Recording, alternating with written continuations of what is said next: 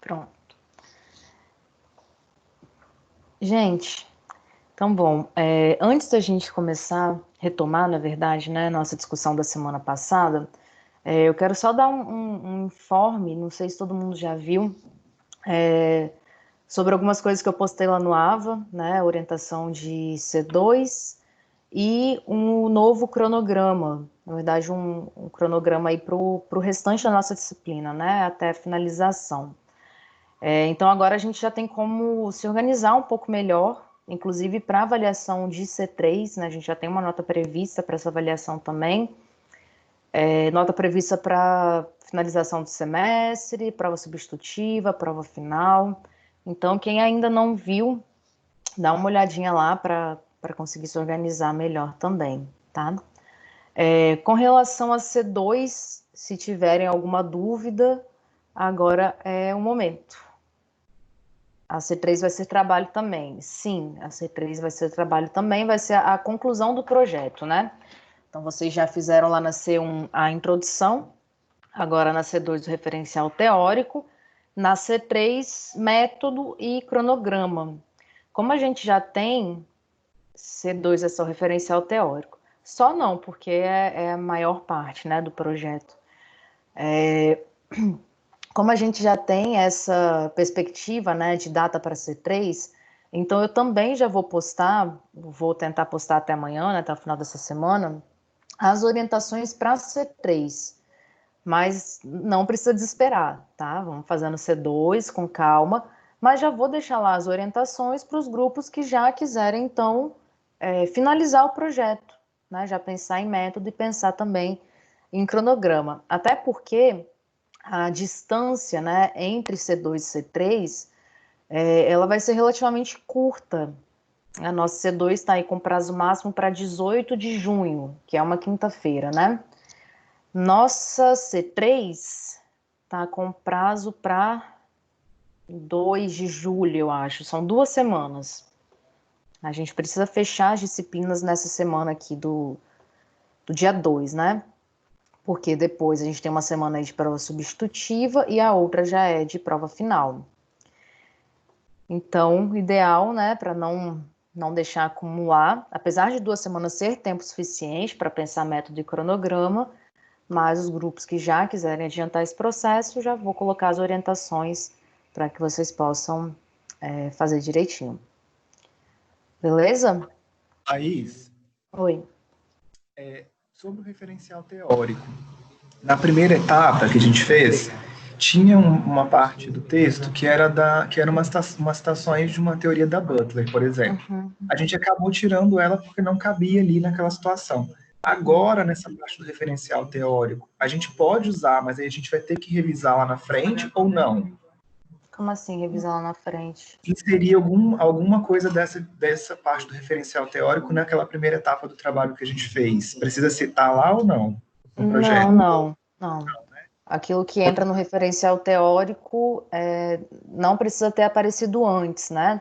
Ah, ótimo, então. Só o que entra depois em resultado, em discussão, que precisa estar no referencial teórico, mas a gente não vai chegar nessa parte, né? A gente vai ficar só no Pode projeto. inserir outros materiais ali agora, né? Para Pode e deve. justificar a discussão, assim, né? Isso aí. Beleza, então. Então é isso, né? Quem já tinha algum referencial lá da C1, né, de introdução, como nesse manual das normas da FAESA, não é permitido ter citação, né, na introdução, então pode usar agora aquilo que foi construído para construir o referencial teórico. Lembra que eu disse para vocês, guarda, né? Guarda porque não vai ser jogado fora, uma hora vai servir. Então a hora é agora, a hora de trazer tudo isso no referencial. Beleza, gente? Mais alguma dúvida com relação à construção da C2? Não? Boa noite, Vanderlúcia. Elaine entrou e saiu. Bom, então vamos lá. Vou compartilhar aqui os slides e aí a gente vai continuar então do ponto que nós paramos na semana passada, tá? Então, só para lembrar, quem não estava aí, né? Semana passada, no primeiro momento, nós assistimos aquele debate online, né? Um debate do CFP, com psicólogas que atuam em emergência e desastres. Elaine, o que pareceu ali que você tinha saído, que bom que você está aí. E aí, no segundo momento, a gente começou a discussão de um artigo bem recente, né, sobre as consequências psicológicas da pandemia, mais especificamente da quarentena, né, do isolamento social.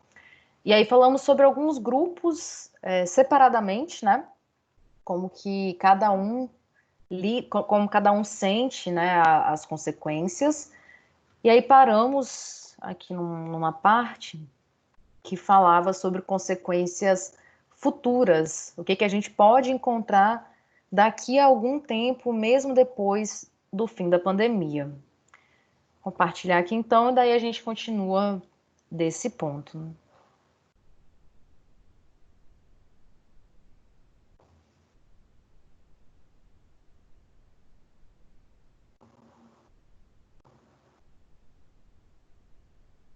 Meu computador está meio lerdo hoje.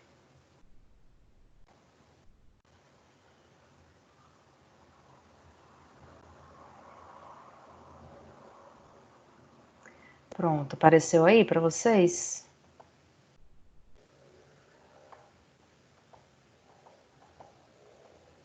Estão vendo, gente, os slides? Não? Sim? Sim, tá Alguns sim, aparecendo. outros não. Deve estar carregando, então. Foi, né? Beleza. Então a gente parou aqui, né? Exatamente nesse slide. Vamos retomar a discussão a partir desse ponto. Falamos sobre isso aqui de uma forma muito rápida, né? Acho que vale a pena a gente voltar um pouquinho nessas questões. Esse artigo, ele é um artigo de revisão, né? Então, o que os autores fazem é pegar outros artigos que já foram publicados, inclusive em outros momentos, relacionados até a outras pandemias, né? Como a SARS, que aconteceu lá em 2002, e dados de estudos chineses, que já tem um pouco mais de dado, né? Como lá aconteceu antes, então já tem um pouco mais de coisa produzida sobre as consequências psicológicas do isolamento social. E aí a gente parou aqui, então, quando começamos a discutir esse estudo feito com base na pandemia do SARS, né, em 2002, a pandemia que aconteceu também lá na Ásia, né, na China e alguns outros países, em que eles perceberam, 3 anos depois da pandemia, algumas consequências sobre a saúde mental da população que tinha sido afetada, né, que tinha ficado isolado. Como são contextos próximos, né, um contexto de pandemia não diferencia muito de um para outro, a não ser em termos de número de casos, né, de letalidade, mas o isolamento é muito parecido, então a gente pode pensar que é provável que nós encontremos algumas das consequências na nossa prática profissional, né? Daqui a 3 anos, inclusive, vocês vão estar formados, né? Então é possível que quando vocês comecem a atuar com a psicologia, encarem ainda algumas consequências da pandemia. Isso que a gente nem sabe quanto tempo a pandemia vai durar, né? Então não tem como prever quando vai ser isso daqui a 3 anos.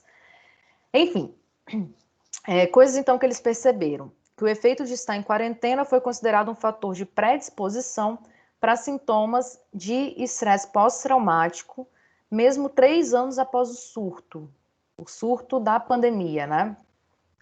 Então a gente já tem aí um agravante, né? Pessoas que estiveram de quarentena, não estavam mais, mas que apresentam o transtorno de estresse pós-traumático 3 anos depois. E é possível que isso aconteça até com uma distância maior, né, em termos de tempo. Essa pesquisa foi feita 3 anos depois da pandemia, mas é possível que a gente encontre alguns desses sintomas, sei lá, 5 anos depois, 10 anos depois, no momento em que as pessoas de fato vão ter tempo, né, ter a possibilidade de parar para elaborar tudo o que aconteceu. No nosso caso, tudo que está acontecendo, né? Então a gente vê muito hoje, né? E acho que aí vocês podem falar das experiências pessoais também, do que vocês percebem de pessoas próximas.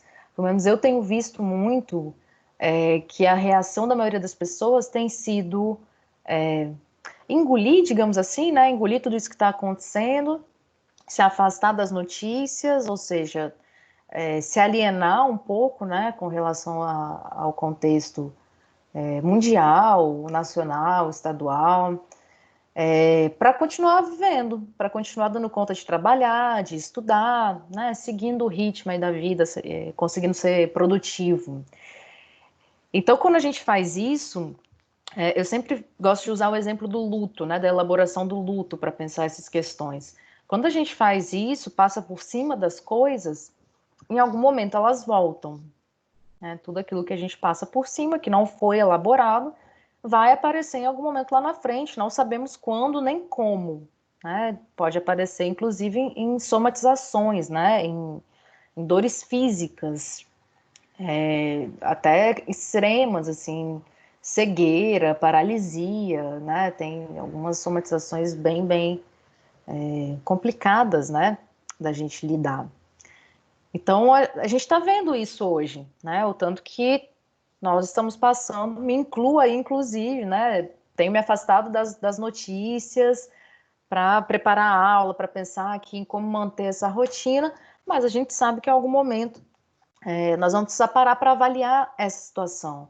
Então, a gente vai parar para elaborar o luto de tantas pessoas que estão morrendo, né? O luto até em outros sentidos, não só das pessoas, né? O luto com relação à vida da forma como a gente conhecia, o luto com relação à economia, o luto com relação à mudança de planos, né? De como que isso afeta o nosso planejamento para o futuro, enfim.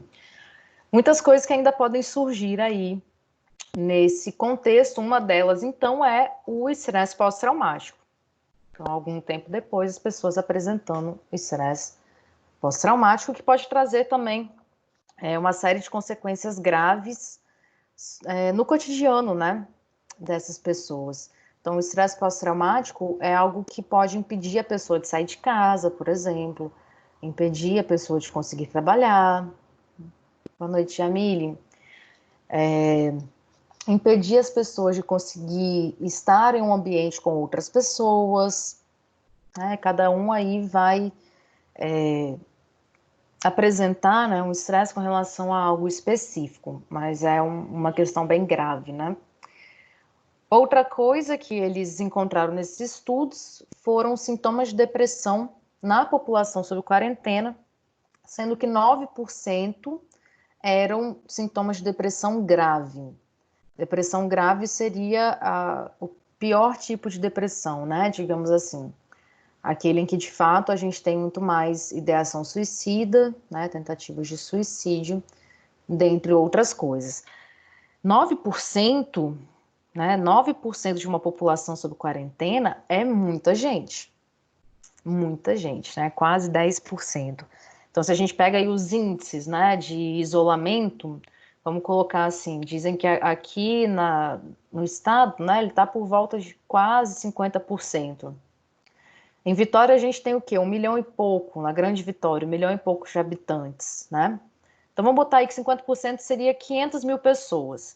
Então 9% dessas 500 mil pessoas, que daria aí quase 50 mil pessoas, apresentando sintomas de depressão grave. Olha né, a gravidade dessa situação, 50 mil pessoas com depressão grave. A gente não tem nem profissional suficiente para atender todo mundo. Nós não temos psicólogo suficiente para lidar com 50 mil pessoas em depressão grave, né? Nem pela via do particular, nem pela via do serviço público, de saúde, de assistência. Então é algo que nós já estamos lidando, né? Acho que todo mundo aí que continua atendendo na clínica ou que vem ofertando algum tipo de atendimento voluntário ou com valor social, já está com as agendas lotadas, né, não tem dado conta de receber novos casos, e é possível que isso se agrave ainda mais depois do fim da pandemia, né? Porque aí se somam com todas as outras questões que vão ficando de lado nesse momento também. Então, se existe uma certeza aí para a gente, né, é que o nosso serviço vai ser bem requisitado, né? Já está sendo e vai continuar sendo bem requisitado durante algum tempo. Se as pessoas vão ter dinheiro para pagar, não sabemos, né? Mas, pelo menos pela via aí do serviço público, né? Já tem rolado algumas contratações emergenciais, imagino que vão continuar acontecendo por algum tempo, uma vez que a gente vai precisar de mais psicólogos para dar conta, né, de toda essa demanda. Uma outra questão que eles também levantaram com esse estudo foram os relatos de uso abusivo de álcool e comportamentos dependentes, né? Então a gente pode falar de qualquer tipo de dependência, inclusive compulsões alimentares, né? Então não só abuso de álcool e drogas, assim como comportamento evitativo, apesar do fim da quarentena. O que é esse comportamento evitativo? É a pessoa que ela vai ter uma dificuldade de ter um relacionamento interpessoal, né? Uma dificuldade de estar com outras pessoas, de se relacionar com o mundo ao seu redor, né? Porque a gente acaba acostumando, digamos assim, a não ter esse tipo de contato, né, durante esse momento. A não ser pela via do digital, né, que obviamente não é a mesma coisa. Mesmo pela via do digital, algumas pesquisas ainda não científicas, né, pesquisas de levantamento, digamos assim, já tem apontado que o uso de algumas redes, ele vem caindo, que a gente tem deixado de se comunicar tanto assim. Óbvio que continua por conta das questões de trabalho, de estudo, né, das obrigações, mas a comunicação com amigos, né, a comunicação pela via do social, ela tem diminuído um pouco nesses últimos tempos, né, nesses últimos meses. Então é possível que a gente encontre pessoas com esse tipo de comportamento, né, comportamento evitativo, com essa dificuldade de voltar à rotina, voltar a frequentar a faculdade, voltar a ir trabalhar na empresa, né, dentro daquele local de trabalho, enfim, que também é muito, muito grave, né, muito parecido aí com as consequências do estresse pós-traumático. Então, são coisas que a gente pode já imaginar e já tentar pensar em formas de intervenção, né, pensar protocolos para o atendimento da população com relação a esse tipo de demanda. É óbvio que isso tudo é muito incipiente, né? Está muito no início ainda, mas nós já estamos fazendo isso, né? Então, desde dos órgãos, né, da psicologia, tipo os conselhos, por exemplo, vem pensando cartilhas para propor intervenções, a galera que está atuando em saúde, que está atuando em assistência, vem pensando também, mas toda essa elaboração leva algum tempo, né? Então, por enquanto, nós temos essa perspectiva do que pode acontecer, mas não sabemos exatamente como que a psicologia vai atuar nesse sentido, né? Essas aí são cenas dos próximos capítulos. Tudo certo até aí, gente? Alguém quer comentar alguma coisa? Perguntar?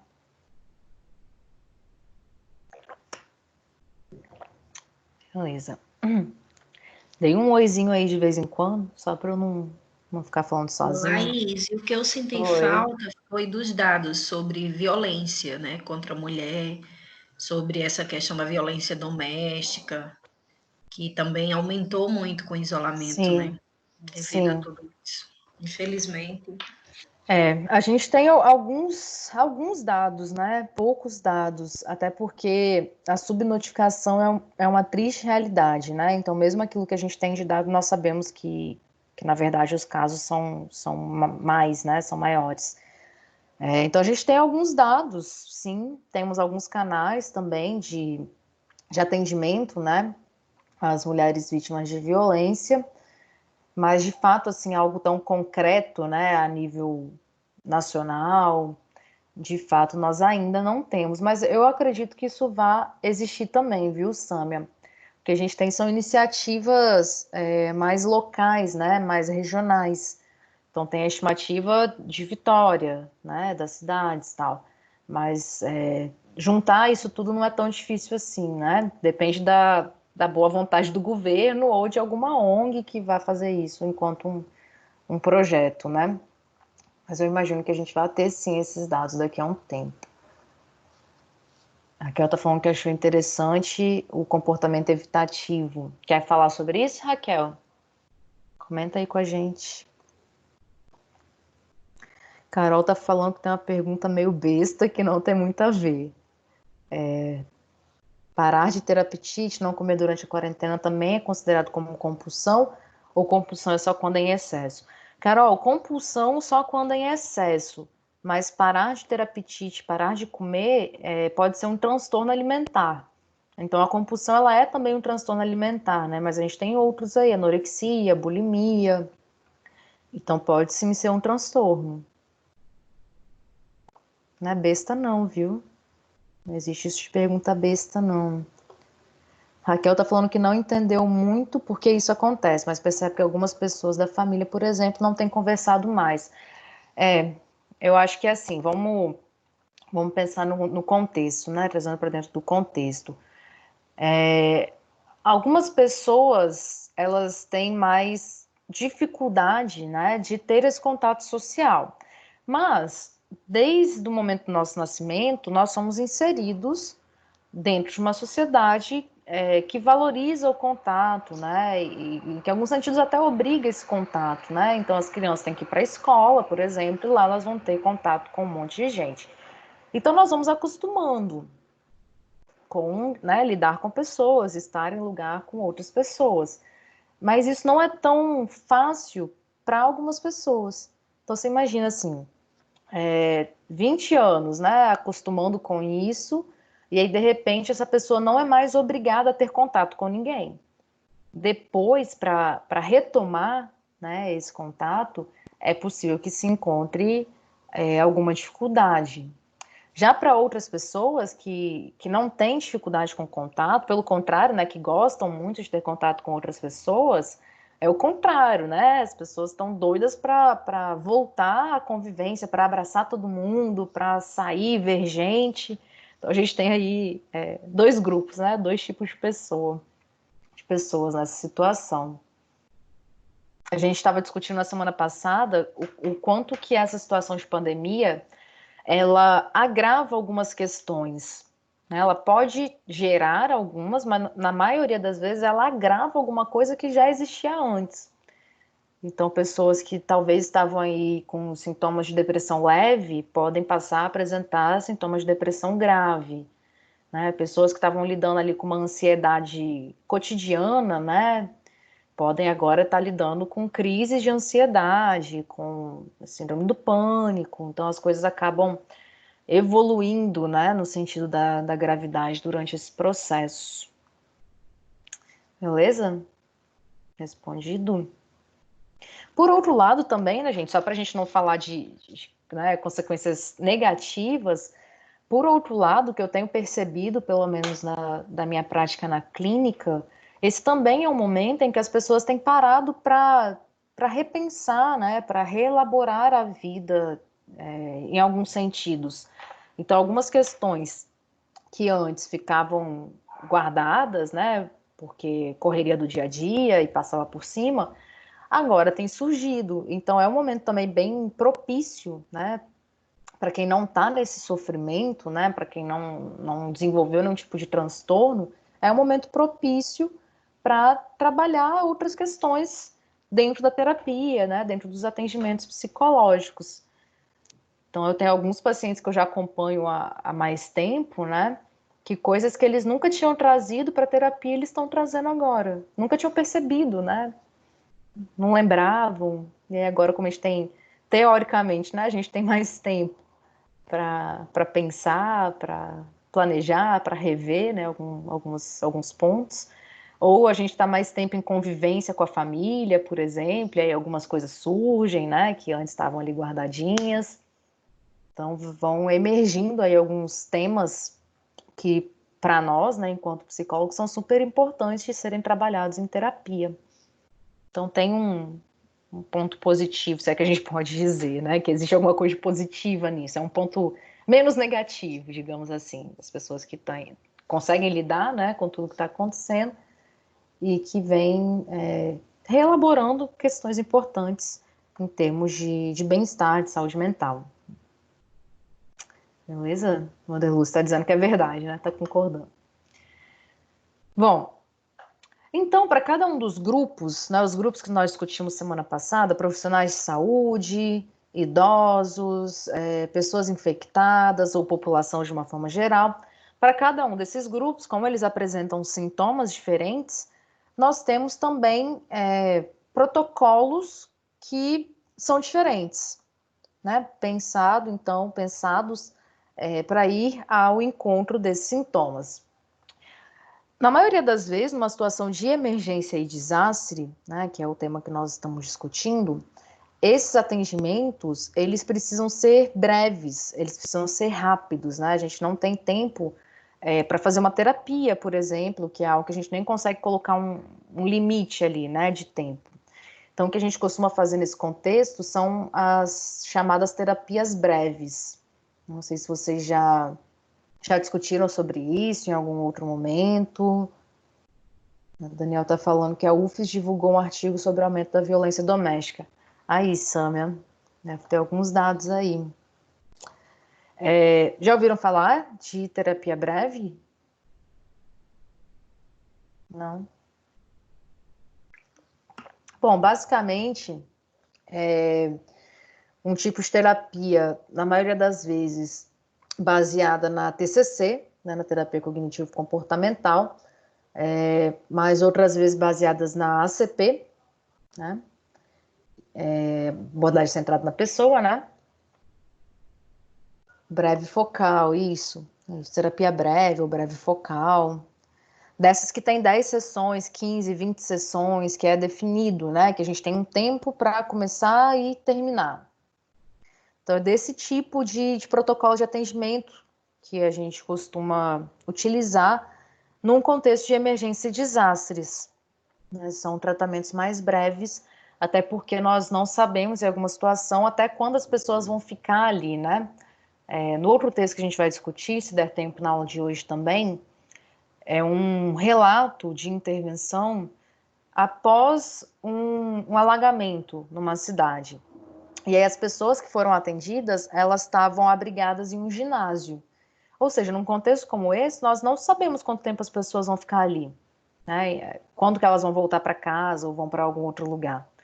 Então a gente precisa ter algo que vá começar e terminar, né, de uma forma bem mais rápida do que as terapias tradicionais, né?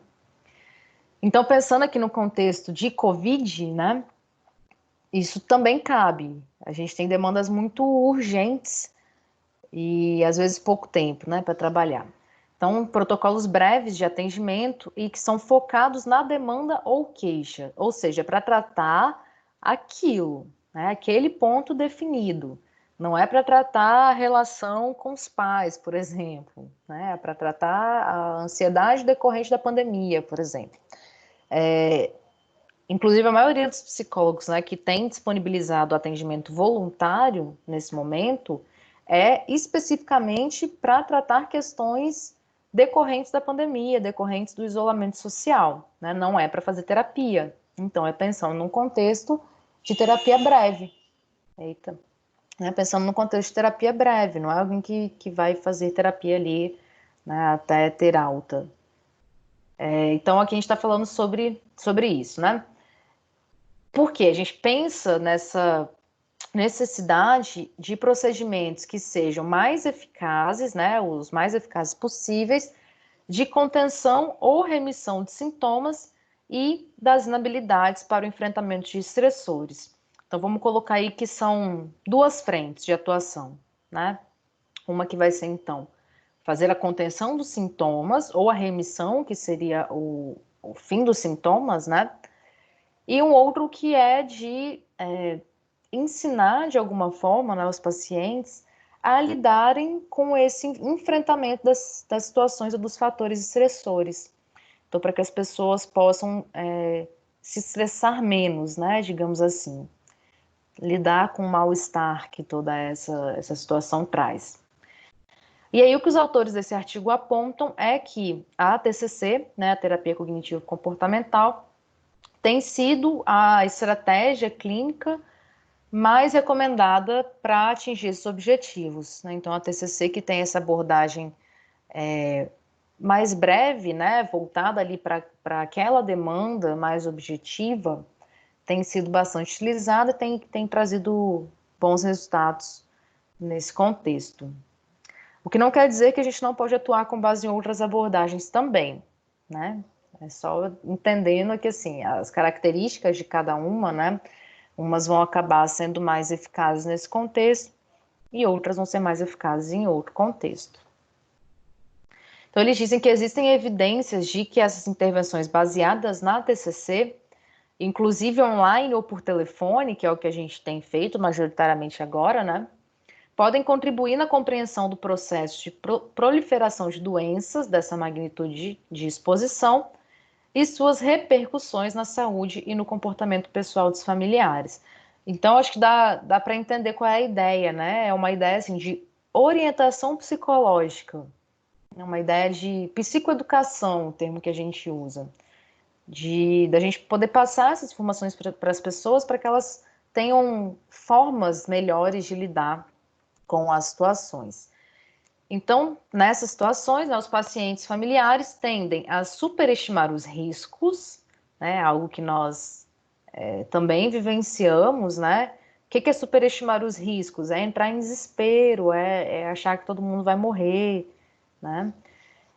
Mostram-se ansiosos, obviamente, né? Superestimando os riscos, a ansiedade ela é quase inevitável, com medo e apresentam também dificuldade para lidar com os estressores ambientais e com o isolamento. Então, tem todas as questões aí decorrentes do medo, né, da ansiedade, pelo que pode acontecer em termos de saúde, e tem um outro lado que é a dificuldade de lidar com o isolamento, com não estar mais na rotina, né, com perder ali alguns momentos que eram prazerosos, que eram que dava sentido, né, para a vida daquela pessoa. Então a gente fala aí de uma questão que é física e de uma questão que é psicológica. Mas, como sabemos, né, há algum tempo a psicologia vem questionando essa divisão entre corpo e mente. Então, na verdade, a gente fala de tudo isso junto. Todos esses são fatores que nós vamos lidar, né, que nós vamos trabalhar dentro desse atendimento. Ok? Até aí?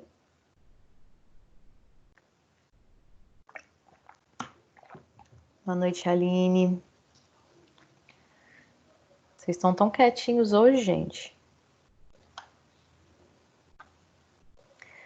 Bom, para a população em geral, ou seja, pessoas que não são profissionais de saúde, não estão nos grupos de risco, não foram infectados, nem estão com suspeita, né? O que a gente sofre são dos desconfortos da quarentena. Então, não é pelo vírus, é pelo que a gente precisa fazer para se proteger dele, né? Então, o que a gente necessita? De informações de boa qualidade sobre como reagir e enfrentar os problemas advindos com a situação de emergência. Então, mais uma vez, o sentido aqui é de orientação, né? De passar boas informações sobre o que fazer e como fazer para que a gente possa se proteger, né, desses problemas que vão surgindo. Ou seja, promover processos educativos sobre o risco de contágio, práticas de higiene, demais medidas de segurança mais recomendadas para o enfrentamento decorrentes da pandemia. Tá bom, então tá bom. Tá legal, tá bem explicado, porque tá ótimo. Certo? Então, um dos nossos serviços, né, digamos assim, nesse contexto, é algo que muitas vezes a gente nem vê enquanto um papel da psicologia. A gente costuma ver, né, nesse sentido de informação, como um papel, sei lá, da galera da comunicação, né, dos médicos, dos enfermeiros, mas, né, o que a gente está discutindo aqui é que esse é, sim, papel da psicologia também. Tá? Então, passar esse tipo de informação, independente da forma, né, e aí a gente tem alguns formatos possíveis, é sempre bem importante. Então, seja aqui no atendimento presencial ou mesmo online, né, mas no atendimento direto ali com o paciente, a gente passar informações qualificadas, né, que a gente tenha certeza de onde vem né, tenha confiança naquela informação, para não cair aí nas fake news, né, que é um grande problema. Mas também pensando em outros contextos, como produção de cartilhas, como live, né, que tem rolado bastante, live no Instagram, live no YouTube. Então, assim, toda semana a gente tem muitas, né, tem até demais, eu acho, assim, eu não consigo acompanhar, né, muitas lives sobre conteúdos muito importantes, falando sobre, né, contexto de pandemia. Então, a gente tem live específica para discutir violência doméstica na pandemia. A gente tem live específica, eu estava assistindo uma ontem, inclusive, para discutir a situação da população LGBT no contexto de pandemia. A gente tem live específica para falar de medo, a gente tem live da psicologia positiva para falar sobre como construir resiliência, bem-estar nesse momento. Então, tudo isso faz parte desse processo educativo. É uma forma de disponibilizar essa informação que nós temos, tão preciosa, né, para uma população que talvez não teria acesso. O Gilmar está falando que pensa que a psicoeducação é um pouco complicada, porque existem fatores como ansiedade presente nas pessoas, dificulta aprendizados em meio a esse tipo de situação. De fato, Gilmar, a ansiedade, ela pode dificultar bastante o aprendizado, né? Eu acho que antes disso, a maior dificuldade que a gente tem é de engajamento das pessoas, porque a gente pode produzir coisas, né, que as pessoas não vão procurar, não vão ler, não vão assistir. Tratar os sintomas com certeza se faz necessário, uma coisa que não exclui a outra, né? Lembrando que aqui a gente está falando para a população geral, né? Então pensando aí numa população que não está apresentando nenhum tipo de transtorno, né? É óbvio que para o transtorno a informação ela não é o suficiente. Quem dera, né?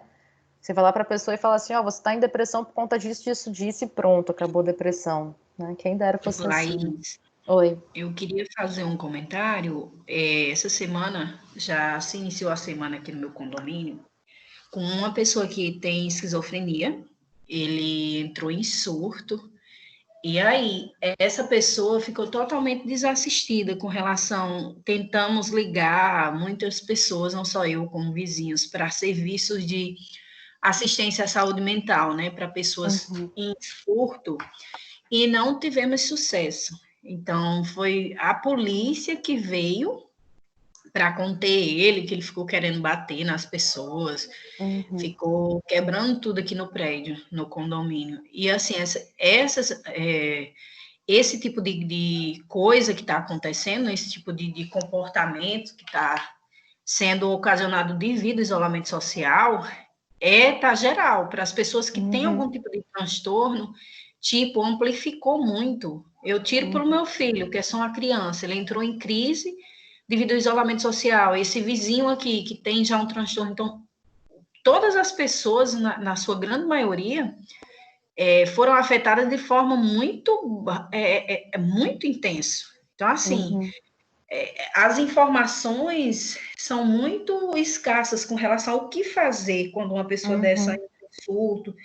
Quem procurar, então, tentou vários números, e o único que veio 40 minutos depois, foi a polícia, e teve que derrubar ele no chão, sabe? Isso. Foi muito doloroso, eu fiquei muito sentida, porque eu vi meu filho adulto, meu filho teve uma crise, mas ele criança, a gente ainda consegue conter dentro de casa, pede ajuda, assim, mas um adulto, entendeu? Uhum.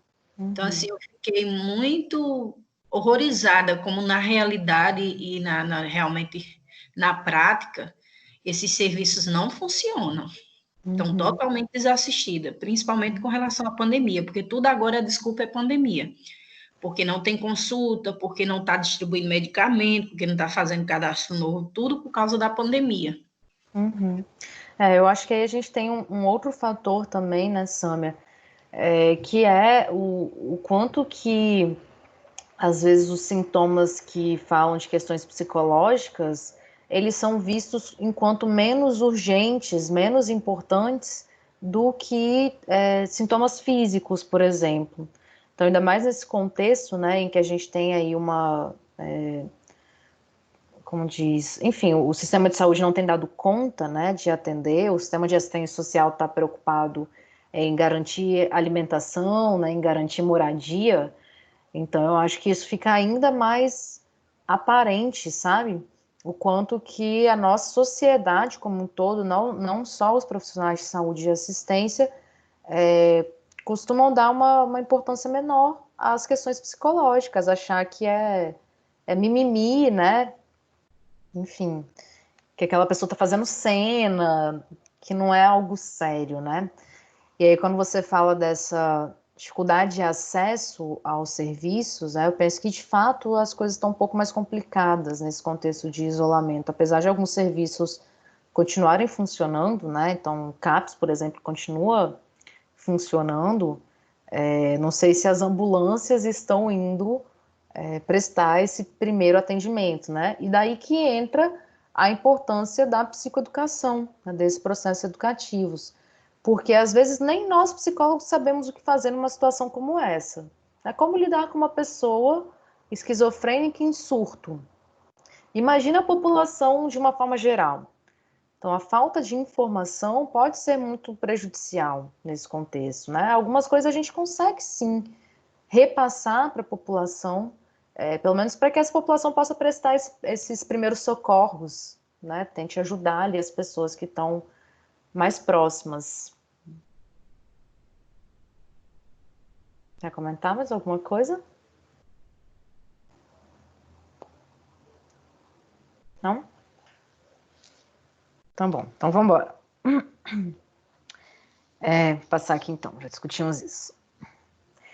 Então, esses processos, né, de informação, de educação, eles são fundamentais para o controle da crença nas falsas notícias, da ansiedade e do descontrole emocional. Então, são intervenções pontuais, né?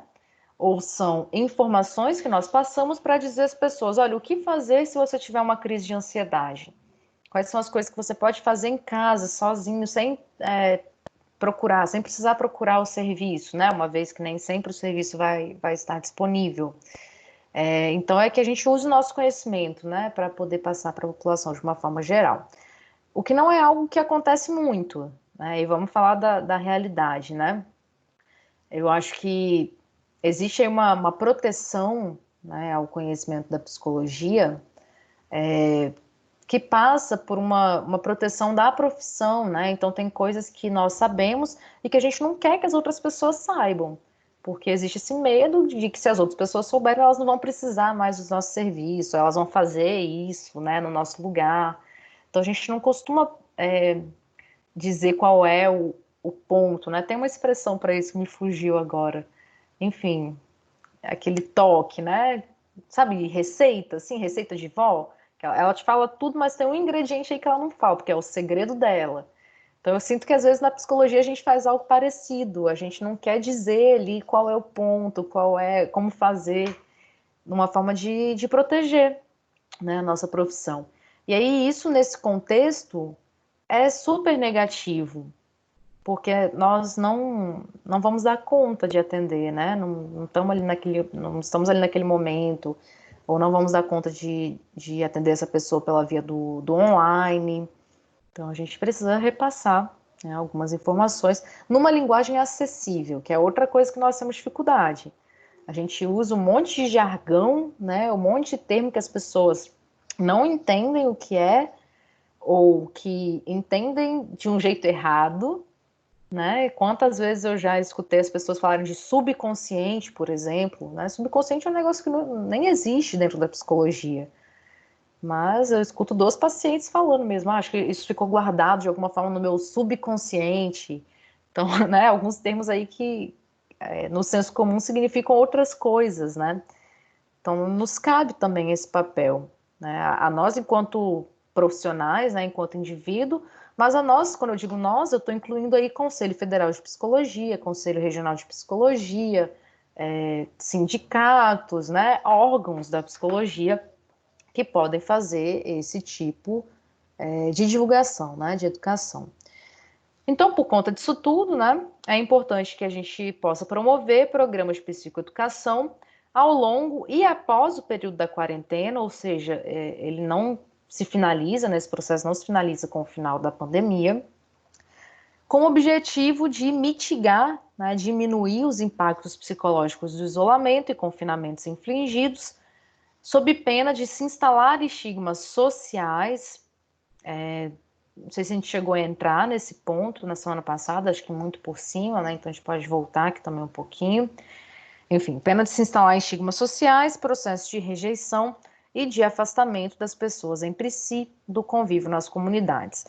Quando a gente pega isso tudo para pensar o que nós estamos discutindo em termos de intervenção nas comunidades, eu acho que a gente tem aí um agravante a mais, né? Quando a gente discute o afastamento das pessoas do convívio dentro das comunidades, isso vai no sentido contrário, né?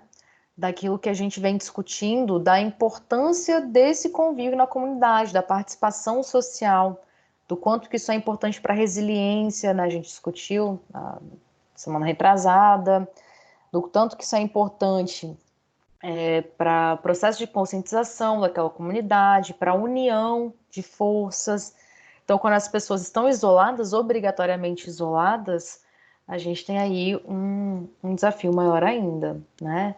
Ainda pressupondo que, mesmo depois da pandemia, talvez as pessoas não estejam convivendo de uma forma tão próxima assim, né? Então, quando vocês estiverem lá nos estágios, né, depois que tudo isso passar e forem fazer intervenção psicossocial, é necessário levar tudo isso em consideração.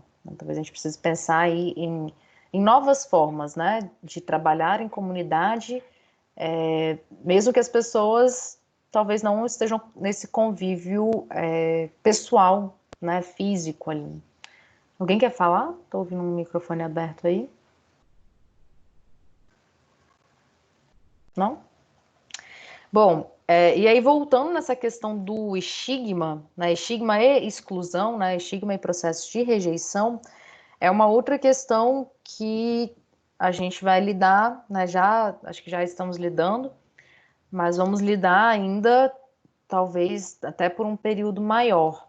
Quando a gente pensa em situações de doença, né, doenças contagiosas, nós temos aí um histórico, né, acho que o mais conhecido do HIV, do quanto que isso pode se tornar um estigma, né, na nossa sociedade e do tanto que isso pode gerar a exclusão de alguns grupos ou de algumas pessoas.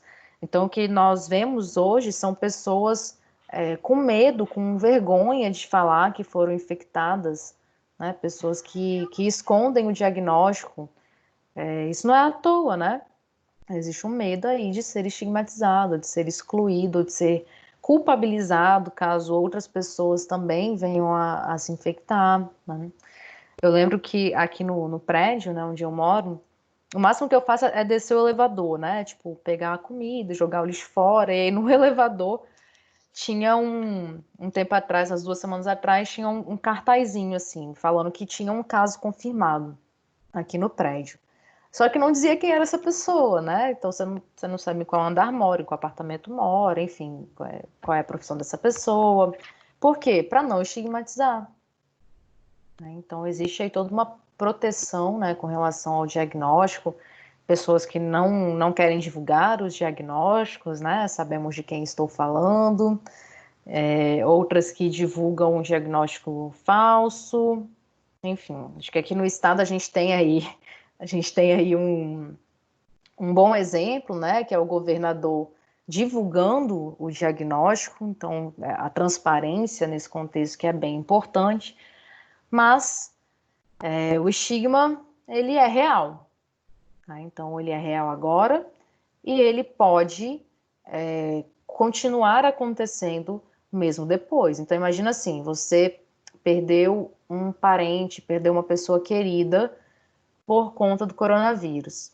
E aí, daqui a um tempo, você conhece uma pessoa e ela fala que ela teve, né? Então, óbvio que algumas pessoas vão lidar no sentido de, poxa, que bom, né, que você se recuperou e tal, mas talvez outras lidem com raiva, né, culpabilizando essa pessoa, excluindo essa pessoa.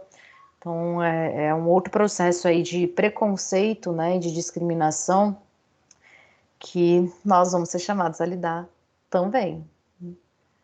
Raquel tá falando que no trabalho, quando perguntam quando tá, que ela fala que tá tudo ótimo. A gente esconde, né? Ah, tá tudo ótimo, tudo perfeito. Aí você tá com coronavírus e tá lá, não, tá tudo certo. Existe esse medo aí mesmo. Daiane tá dizendo que o preconceito é grande. Daiane e Aline, né? Quem é? Daiane ou Aline ou as duas que são enfermeiras, trabalham lá no hospital? Daiane tá dizendo que pegou, tá com 15 dias de isolamento. Pois é. E aí, como é que tá? Você fala, não fala? Esconde ou não esconde?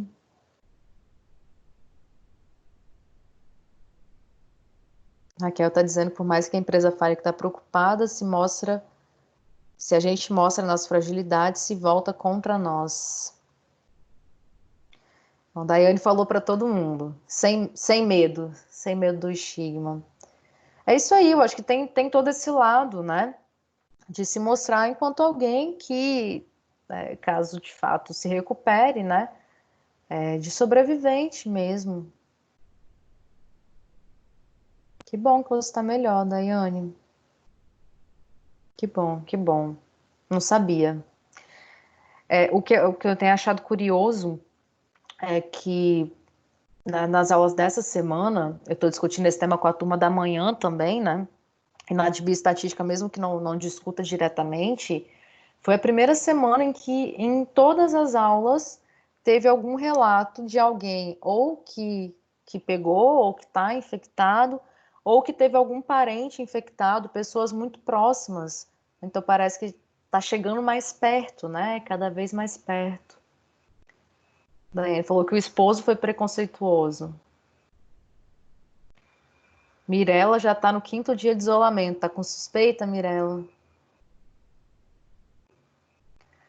Marcela falou que divide novamente em quem acredita na ciência e não acredita também, porque quem acredita na ciência sabe que pegar o Covid e passar por ele é a melhor coisa por causa da imunidade. Verdade. A Daiane falou então que o marido, né, teve esse preconceito. Mirella falou que a família inteira teve preconceito. Uhum. Ainda tem essa questão do teste, né? A gente sabe que o teste, de fato, ele só tem sido feito em casos muito graves, quando as pessoas começam a ter ali alguma dificuldade respiratória. Então é possível que muitas pessoas, de fato, nunca saibam, né, se foram ou não infectadas. Tem gente que tá aí e nem sabe, é isso aí. Enfim, então pensa assim, né? A gente tem várias categorias estigmatizadas na nossa sociedade. Discutimos bastante sobre isso, estigma, preconceito lá em Social 2, né? É possível, então, agora que a gente esteja aí criando, né, ganhando uma nova categoria estigmatizada, um novo tipo de preconceito que nós vamos precisar trabalhar, né, com o nosso conhecimento da psicologia. Então, olha que complicado. Vou usar aqui o exemplo da Daiane, vou pedir permissão, Daiane. Olha que complicado isso pode ser para uma relação conjugal, por exemplo, né? Quando o marido tem esse tipo de preconceito, ou culpa, né, a esposa, enfim, por ter sido infectado. Eu não sei se esses números existem, né? Mas na turma da manhã alguém falou que os números de divórcio, término, têm aumentado bastante também, né, nesse contexto. Então a gente está falando de impactos nos relacionamentos interpessoais, né, na forma como essa pessoa circula aí pela vida, na forma como ela é vista pela sociedade. Usando mais uma vez o exemplo do HIV, que a pandemia em si, né, foi há 40 anos atrás, foi na década de 80, até hoje as pessoas escondem o diagnóstico. Não sei se eu já falei isso para vocês, já tive, na verdade, 2 pacientes amigos, né, um indicou o outro, e o que levou os dois para a terapia foi ser soro positivo, né? Ser uma pessoa, hoje a gente chama pessoa vivendo com HIV, né? Só que um não sabia do outro. Tipo, eles, né, um indicou o outro, mas sem saber qual era o motivo de estar em terapia, né? Então, é algo que fica escondido, inclusive, entre amigos, né? Fica escondido no trabalho, enfim. Mira, ela tá dizendo que a prima viu no médico e acabou contando que estavam adotando um protocolo para mim. Todos ficaram sabendo antes que eu pudesse falar sobre. Foi horrível, eles me colocaram como errada, como se eu estivesse escondendo. É, isso é bem próximo, né, dessas situações de preconceito mesmo, diretamente. Eu tenho essa desconfiança toda, enfim. Então, voltando aqui no exemplo, né? Então, 40 anos depois, o estigma com relação às pessoas vivendo com HIV, ele continua existindo. Então, é possível que daqui a 40 anos, lá em 2060, né, ainda exista um estigma com relação a pessoas infectadas pelo coronavírus. A Aline está falando que só por ser da área da saúde já sofre preconceito. Eu acredito, Aline. Como se fosse um vetor, né? Você está lá no hospital, está lidando com os pacientes, se torna um vetor.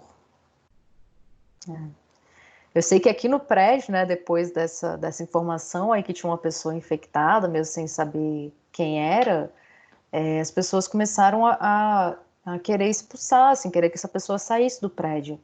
Falar que ela não podia ficar aqui, que ela devia ir para outro lugar, porque ela ia infectar todo mundo. Então, olha esse processo de exclusão. Querer que a pessoa, querer expulsar a pessoa da própria casa, né? O negócio é feio. Imagino que não seja uma realidade só nesse prédio. Imagino que aconteça em outros contextos também. Enfim, seguindo aqui. Como se a pessoa fosse sair batendo na porta. Como se ela fosse espirrar na mão e passar na sua maçaneta, né? Ou algo nesse sentido. Enfim. E aí depois acabaram descobrindo que era uma médica, olha só, né? Um profissional de saúde, como a Aline está dizendo aí, que já sofre bastante preconceito. Aí eu vou ser muito sincera assim com vocês.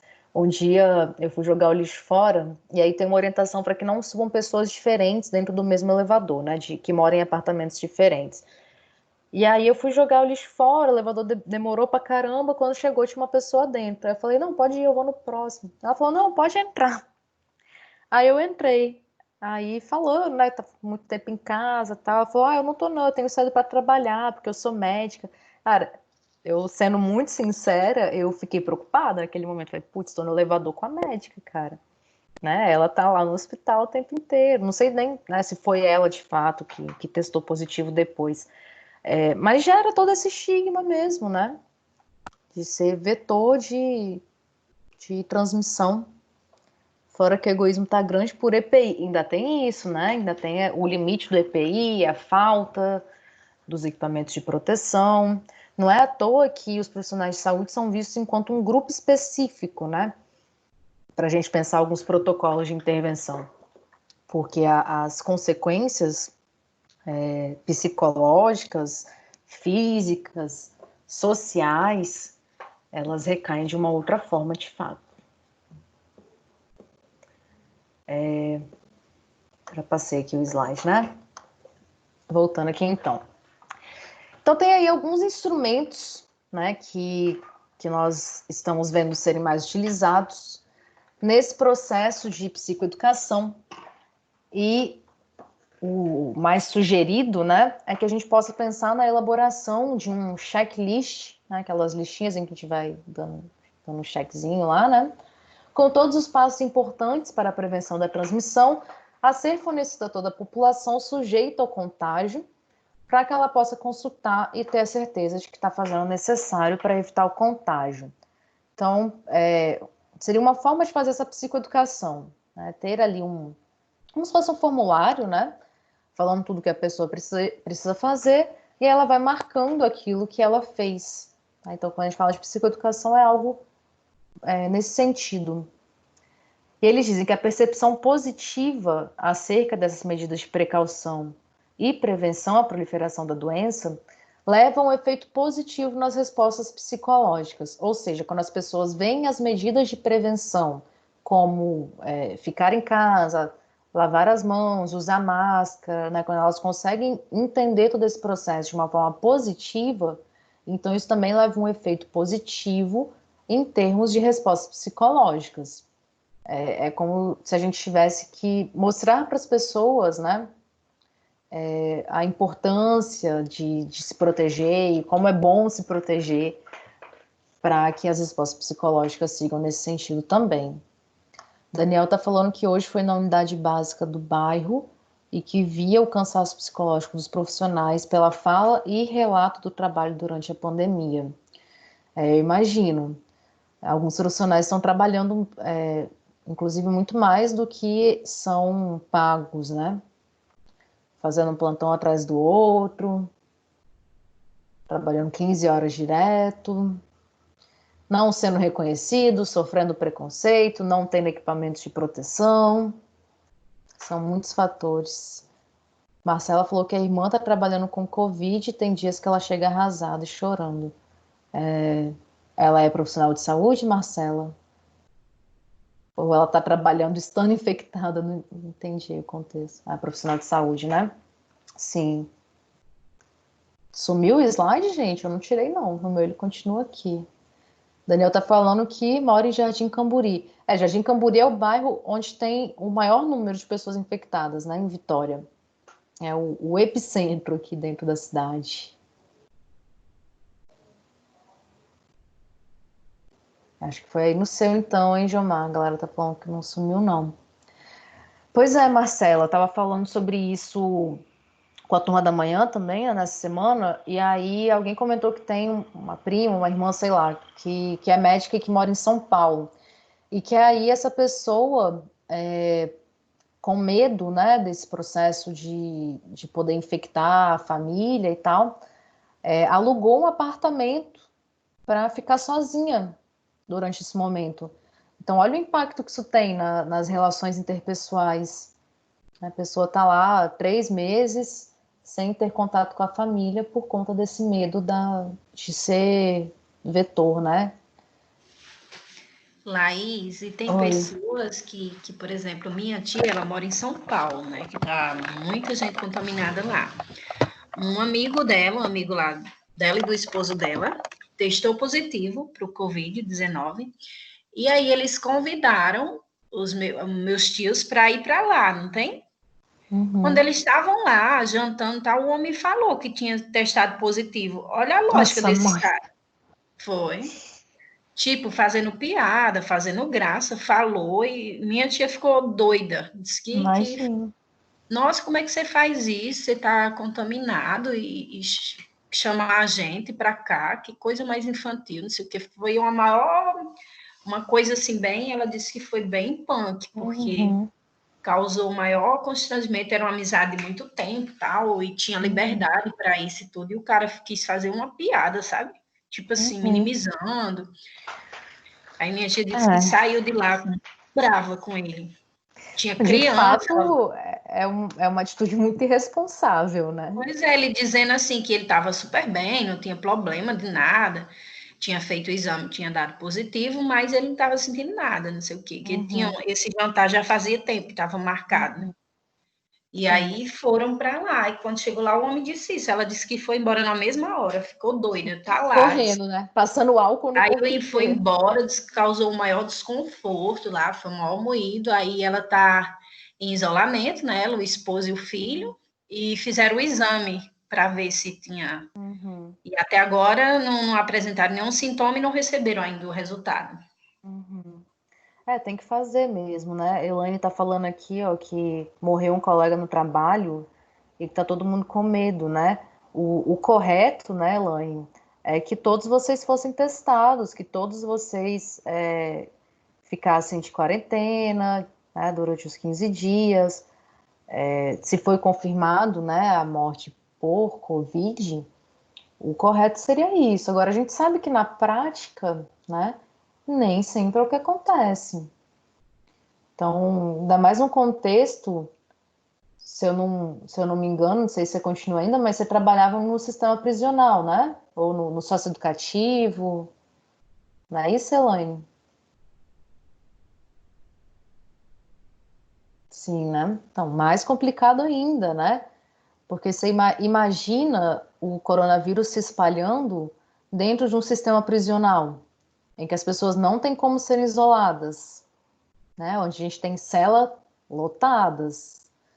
Então, assim, é um contexto bem complicado, de fato, né? Marcela tá falando que o cunhado ia fazer isso de sair de casa, né? E que ela e a mãe já fizeram, né? Foram para Colatina e deixaram os dois. Isso aí, talvez seja a medida mais sensata, né? Mas acho que o que eu quero chamar a atenção aqui, o que é importante da gente pensar, são as consequências psicológicas disso, para as pessoas que ficam afastadas, que têm que se afastar, né, por conta do trabalho, do contato com seus parentes, né, com a sua família.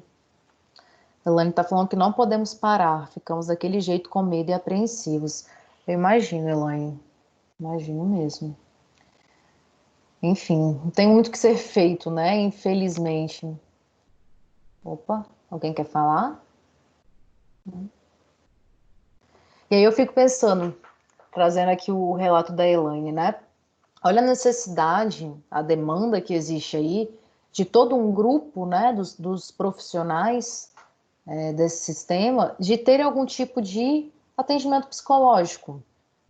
As pessoas estão com medo, as pessoas estão apreensivas, as pessoas podem começar a apresentar comportamento evitativo, até síndrome do pânico, né? Chega na porta lá do lugar de trabalho e aí começa taquicardia, começa a suar frio, sai correndo, volta para casa. Então, um contexto que nem está aqui no texto, né? Algo que eles nem conseguiram atingir, mas que na nossa realidade, né, com os relatos que vocês estão trazendo, são coisas que vão demandar uma intervenção psicológica, né, muito grande. Quem acompanha, assim, não sei se vocês veem os softwares, né, os aplicativos de atendimento online que existem, eles estão recrutando profissionais, porque a utilização, né, o número de usuários tem crescido um bocado esses dias. Então, hoje eu estava vendo aqui um aplicativo da Espanha que tem recrutado psicólogos brasileiros, né, que falam em português, porque o número de usuários brasileiros procurando serviço cresceu muito nos últimos tempos. Então, é um tipo de empresa que não faz recrutamento, né? Coloca lá o site e se inscreve quem quiser. E aí, nesse momento, eles estão indo atrás dos psicólogos para dar conta da demanda. Então, algumas empresas, o que eles diziam, né, nesse texto, assim, é que as empresas têm contratado. Então, por exemplo, uma multinacional, ela vai lá, contrata esse site, né, esse aplicativo, para prestar o serviço psicológico, o atendimento para os seus profissionais. Quem dera o Estado fizesse isso também, né, Elaine? Quem dera a gente tivesse alguma iniciativa assim pelo Estado, não contratando nenhuma empresa, né, mas subsidiando projetos. A gente tem aí alguns projetos, não sei se vocês viram, um tempo atrás saiu um edital que dava até um milhão de reais para execução de projetos. A gente tem um projeto que é de atendimento psicológico, mais voltado para profissionais de saúde, especificamente, né? Para profissionais de outras áreas, ainda não. A Elaine está falando que o terror quando chega em casa e vai correndo para o banho para que a bebê não chegue perto. Fora os pais que são idosos. Você está tentando tomar os cuidados possíveis, né? Acho que é importante mesmo, até para que você não sofra muito dessas consequências psicológicas, né? Então, tudo aquilo que puder ser feito para se proteger, acho que é válido nesse contexto. Mas, bom, pode ser que a gente veja, né, em algum momento esse tipo de serviço sendo prestado pela via governamental, pelo menos para os funcionários públicos, mas eu acho que a desesperança, né, com relação a esse governo, com relação aos investimentos em saúde, está tudo muito mais voltado para as questões físicas, né, e não para as questões psicológicas, sem contar que nem ministro de saúde nós temos, né, nesse momento. Então, como pensar as propostas de intervenção se a gente não tem alguém para fazer isso? Então o negócio aqui tá complicado, né? Que é a realidade de outros países também, né? Enfim. Bom, tranquilo até aí? Alguém quer comentar mais alguma coisa? Perguntar?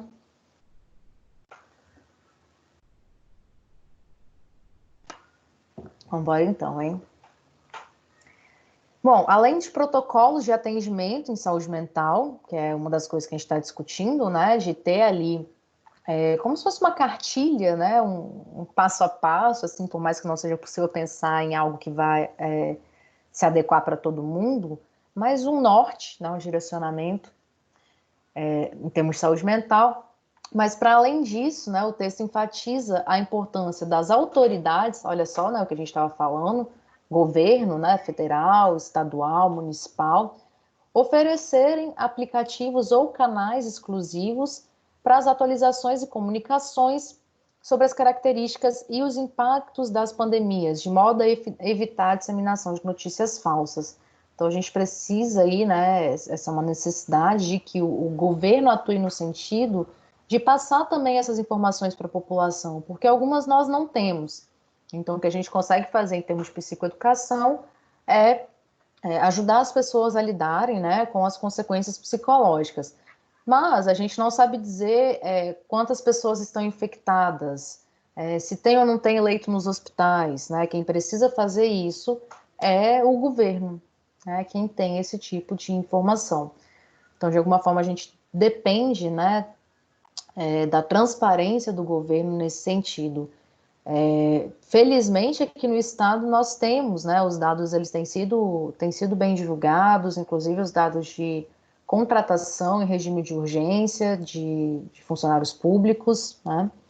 Daniel tá relembrando ali, né, o Ministério da Saúde tem uma página de denúncia de fake news da Covid, então viu alguma coisa, né, suspeita, tem o site lá do Ministério da Saúde para denunciar. Tem um outro também, que é do Ministério da Saúde, que faz esse panorama, né, dos casos comprovados. Eu não sei qual é exatamente o site, mas eu sei que ele existe. E existem informações que vão sendo lançadas nas redes sociais, né, aqui no governo estadual, nesse caminho. Então, hoje mesmo eu recebi essa que era dos bairros da cidade, falando de cada cidade especificamente. E aí, Jardim Camburi, viu, Daniel? Eram 300 casos hoje. Aqui no centro já estava em 42. Jardim Camburi, Jardim da Penha, Praia do Canto, Mata da Praia são os que mais têm caso.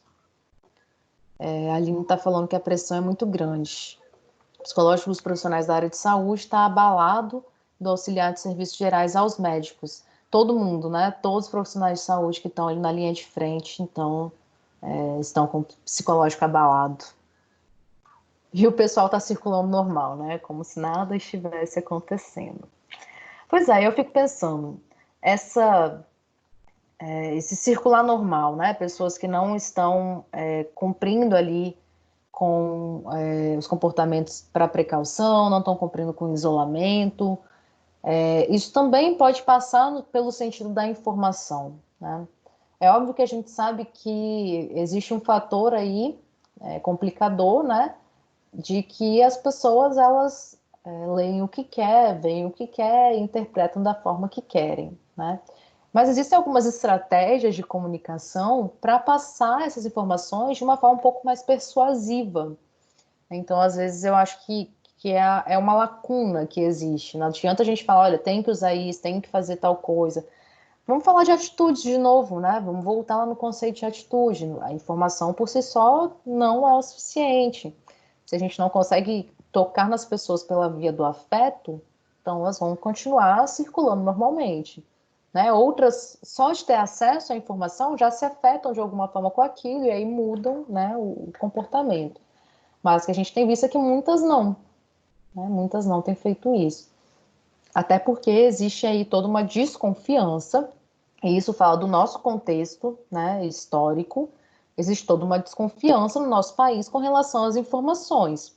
Então, criam-se teorias da conspiração para tudo, né? Então, existem pessoas que acham que Covid foi uma invenção comunista, né, para sei lá o quê.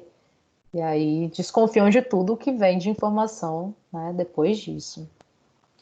Daiane está falando que a questão que essas pessoas só vão acreditar de fato quando precisarem de um respirador, né? Espero que não chegue a esse ponto, né? Que a gente não precise chegar a esse ponto, que é de fato muito sério. Jomar tá rindo. Eu tô falando Laís, sério, viu, Jomar? Oi. não, só um comentário em relação ao que você tinha falado, né, do pessoal que está saindo, é porque eu observei muito isso e, tipo, existem estudos, né, na psicologia em relação a isso. E o que eu tenho observado é, por exemplo, o uso da máscara, né? Então, por exemplo, antes diziam que só as pessoas que estavam infectadas tinham que usar máscara, né? Tanto que todo mundo estava começando a usar e tal. E depois, acho que o Ministério da Saúde, quando o Mandetta estava ainda, né, no Ministério, ele tinha afirmado que, tipo assim, não, agora todo mundo tem que usar, né? Para você acabar não tendo que diferenciar, porque a gente não estava fazendo teste, então a gente não tinha a gente não tinha como saber quem estava infectado e quem não estava, então todo mundo usa. Só que a gente tem meio que esse fator, meio que esse fenômeno, que é tipo assim, quanto mais seguro a gente se sente em relação a alguma coisa, mais a gente se arrisca. Então, por exemplo, eu acho que tem alguns estudos em relação a isso, por exemplo, a cinto de segurança, tipo assim, você tem um carro, né? Então, quanto mais seguro é o carro, tipo assim, você tem cinto de segurança, tem airbags, tem um monte de coisa, mais se sente seguro em, por exemplo, ultrapassar o limite de velocidade ou avançar um sinal vermelho.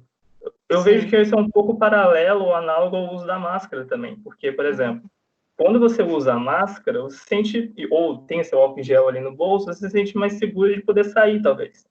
Então, teve alguns momentos que eu tive que sair, mas eu fui de carro, né, e tal. E quando eu passava na praia, você vê gente caminhando, mas você vê gente caminhando de máscara.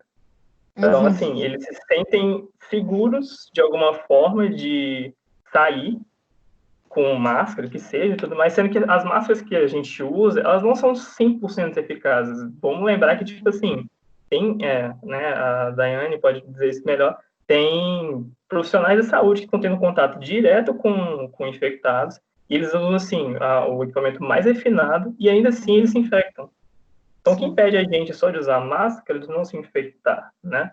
Então, tem todo esse aparato, também tem, concordo muito com o que você está falando da questão de você pegar por uma via mais afetiva, né? Então, tipo assim, se você não vai ficar em casa, assim, super entre aspas, né? Você vai ficar por bem, vai ficar por mal, né? Mas tem essa questão de, tipo assim, primeiramente você não tem toda essa questão da divulgação, que não é 100% viável, né? Até meu pai veio conversar comigo, meu pai não é um cara que tem muito acesso à informação, então ele fala, não, porque você escuta o ministro da Saúde fala uma coisa e o presidente fala outra, você não sabe o que você escuta. Então, a gente também está desamparado, assim também como a linha de frente também está desamparada, né? Então a gente está meio que numa situação um pouco caótica, assim, mas eu acho que eu só quis levantar mesmo essa questão do tipo assim, porque aqui no bairro, por exemplo, a gente está liderando, né, em número de casos, a gente estava desde antes, só que ainda assim você não vê pessoas, né, assim, aderindo exatamente ao isolamento, né? Eles têm saído para fazer atividades cotidianas e tudo mais. Eu acho que mais uma vez isso aponta para uma realidade que é muito nossa, né? Que é bem específica assim, do nosso contexto. Então, essa desinformação, um fala uma coisa, outro fala outra, a desconfiança que a gente aprendeu a criar, né, com relação às informações, a dificuldade que nós temos de identificar quais informações são confiáveis e quais não são. Então, acho que tudo isso tem uma influência grande, né, na não mudança do comportamento das pessoas. Mas é o que você disse, né? Como tudo isso falhou, como a gente não conseguiu, não foi capaz de mudar o comportamento, agora vai ser por mal, né? Aí vai rolar lockdown, aí vai ficar todo mundo trancado em casa. Exato. Marcela falou aqui que teve um cabeleireiro que contaminou 140 pessoas mesmo usando máscara. A máscara ela não dá esse superpoder de se tornar imune ao coronavírus, né? É uma questão de informação mesmo. Quando as pessoas acham que elas estão totalmente protegidas, né, por conta da máscara, isso é uma questão de informação, de falta de informação, né? Bruna tá falando que o colega de trabalho fica indo na praia, fez trilha com os amigos e trabalha sentado do meu lado. Nossa, mãe. Máscara previne, não impede. Bruna falou que no dia que chamou a atenção dele, ele ficou bravo. Ainda tem isso, né? Tem isso. A gente chama a atenção, tá querendo me controlar, né? Não tem nada a ver, tá exagerando. Eu acho que pela via do pessoal, né? Do contato pessoal, de fato essa reação ela pode ser comum. Mas quando a gente pensa assim no peso que a psicologia ocupa, né, na posição de poder que a psicologia ocupa, quando a gente fala algo do lugar de psicóloga, as pessoas tendem a escutar com mais atenção, né, tendem a ler com mais atenção. Então é da gente se utilizar, né, desse conhecimento, se utilizar dessa posição que a gente ocupa na sociedade, para de fato disseminar coisas que são importantes, né, ocupar um pouco esse lugar. Galera, vamos fazer um intervalo? 8h16 já. Bora lá, daqui a pouquinho a gente volta então. Daí a gente termina aqui, estamos quase terminando essa discussão e a gente já vai entrar na discussão do próximo texto também, tá bom? Também preciso, Bruno, tô com fome. Então, 8h30, daqui a pouquinho estamos aí de volta.